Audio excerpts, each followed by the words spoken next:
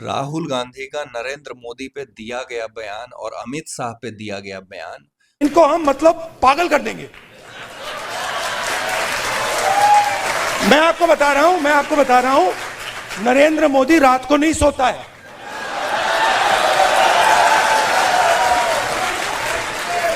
उसके उसके अलग अलग कारण है। उसका एक ऑब्वियस कारण है और उसके बहुत सारे हिडन कारण भी हैं। आपने देखा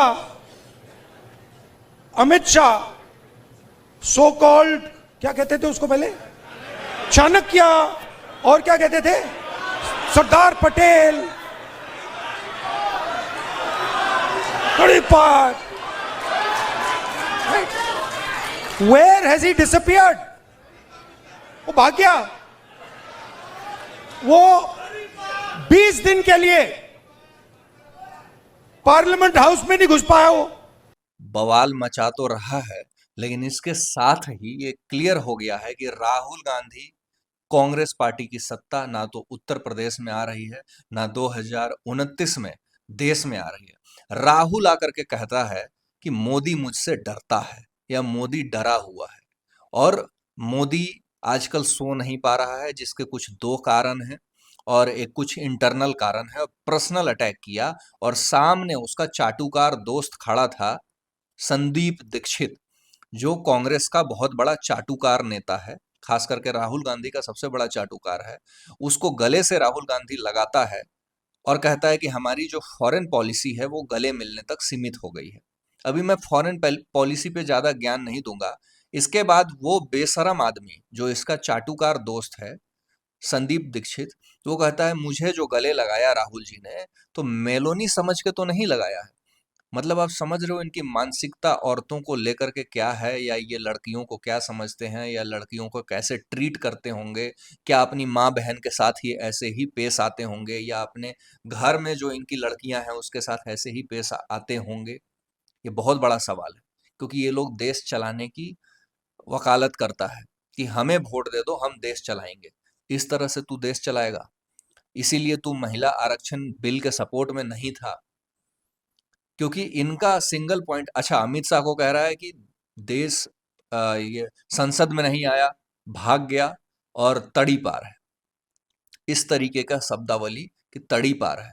भाई तू जमानत पे बाहर रहने वाला आदमी, जो अपनी माता के साथ खुद जमानत पे है नेशनल हेराल्ड केस में, भाई तेरे पे ये शोभा नहीं देता है कि तू अमित शाह, तेरी सरकार थी, पूरे देश में तेरी सरकार थी।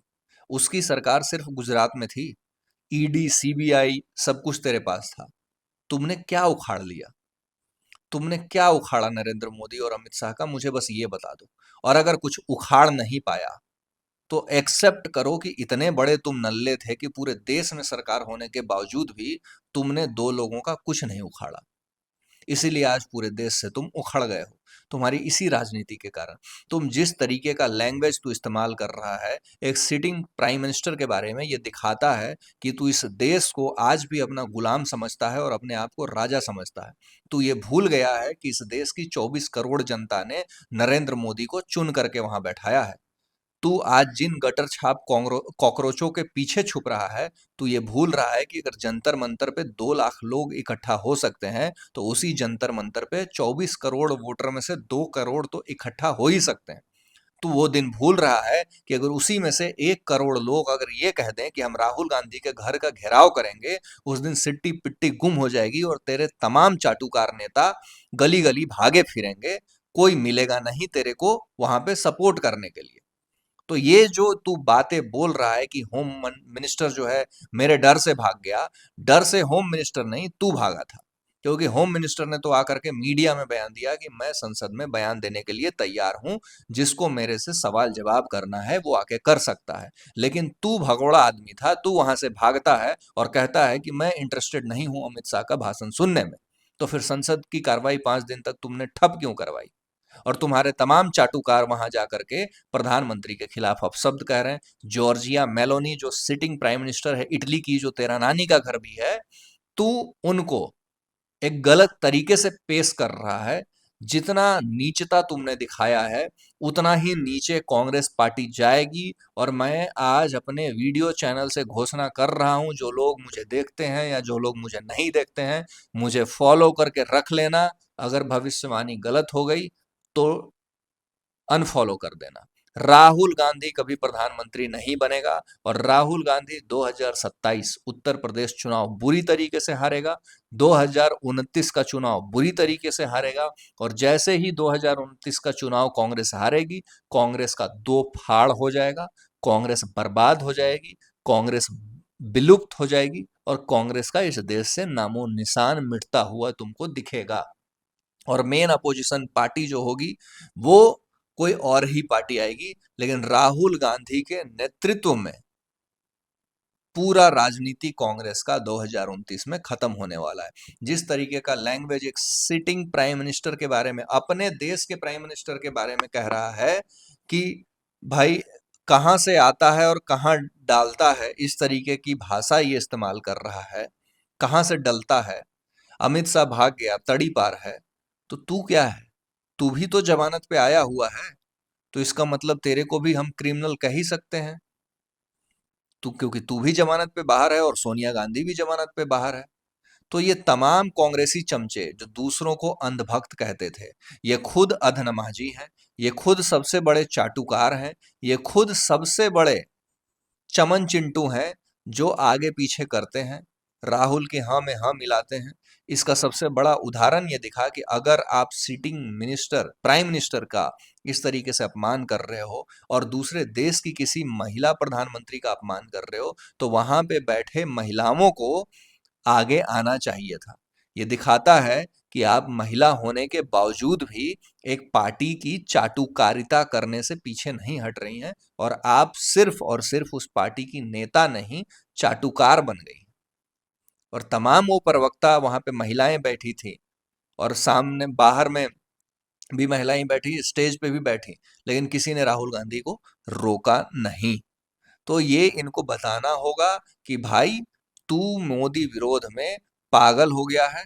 तू खुद अब 60 साल का होने वाला है और जब 60 साल की तरफ आदमी जाता है तो अपने आप में सठिया जाता है। देश के एक प्रधानमंत्री जिसको 25 करोड़ जनता ने वोट दिया है, देश के गृह मंत्री जिसने डेडलाइन देकर नक्सलवाद खत्म कर दिया, तुम्हारे बाप दादा इस चीज को झेलते रहे, कभी ये गूदा नहीं रख पाए कि देश से नक्सलवाद खत्म होगा। अमित शाह ने डेडलाइन देकर नक्सलवाद को खत्म कर दिया, बिल्कुल जड़ से खत्म कर दिया। तुम्हारे बाप दादा नहीं कर पाए। फॉरेन पॉलिसी की तू बात करता है, उसी फॉरेन पॉलिसी की बात करता है जिसमें मनमोहन सिंह को बोलने नहीं दिया जाता था। मनमोहन सिंह तीसरी कतार में खड़े रहते थे, मनमोहन सिंह से कोई हाथ नहीं मिलाने जाता था, खुद वो जा जा के हर जगह हाथ मिलाते थे। मनमोहन सिंह के वेलकम में कोई भी प्रधानमंत्री खुद जाके उनको रिसीव नहीं करता था। उस फॉरेन पॉलिसी की बात करता है या उस फॉरेन पॉलिसी की बात करता है जिसमें 26/11 हमला हुआ, हमारे 100 से ज्यादा लोग मारे जाते हैं और तू पाकिस्तान का एक कबूतर नहीं मरवा पाया, तू उस फॉरेन पॉलिसी की बात करता है। तेरा ये बयान ये साबित करता है कि तू 2027 और 2029 आज ही हार चुका है। तब मत चिल्लाना कि वोट चोरी हो गया, मशीन खराब हो गए, इलेक्शन कमीशन बिका हुआ है।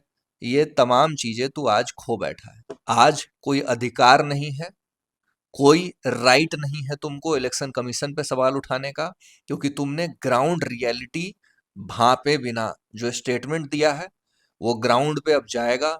और जब जब तुमने मोदी पे पर्सनल अटैक किए, जब जब तुमने आंदोलन का सहारा लिया, तब तब भाजपा और नरेंद्र मोदी और बड़े बन करके निकले हैं और आगे भी निकलेंगे, क्योंकि तुम्हारी जो भाषा है, वो भाषाई मर्यादा जो तुमने आज खोई है, वो वापस नहीं आने वाली है। और ये दिखाता है कि तुम्हारा मानसिक संतुलन कितना हिला हुआ है, कितना डगमगाया हुआ है, तुम कितने डरे हुए हो, तुम कितने इनसिक्योर हो गए हो, वो दिखाता है।